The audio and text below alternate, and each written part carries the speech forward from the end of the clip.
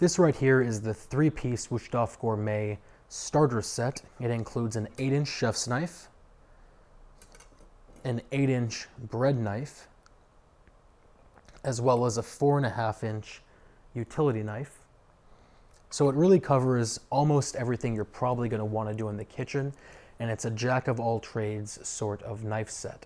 The Wusthof Gourmet is essentially an entry-level knife set they created to sort of compete with Victorinox and other entry-level knife manufacturers out there. And they've done that by essentially cutting costs a lot of different ways. First and foremost, the most obvious, this is a stamped knife, and it's not actually a forged knife like the rest of their line. So essentially they have sheets of stainless steel, and they cut out the shape of the knife and they sharpen the end, and it's a lot faster and cheaper to make it that way.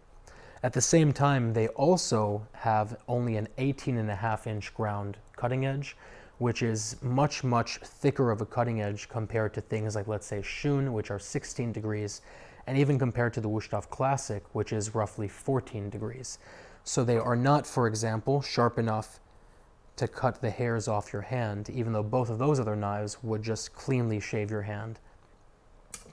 The metal they use is their own sort of blend of metal that's a 58 hardness, which is right in the middle of the knife-making world's hardness scale. Knives like Shun are about 61 hardness, and knives like Victorinox are about 55 hardness. That means these knives being right in the middle are going to dull much, much less fast than a Victorinox knife will, and they're going to hold their edge much better. But they're not going to hold their edge as well as, let's say, a Shun knife will. You're going to need to hone them and sharpen them a bit more often.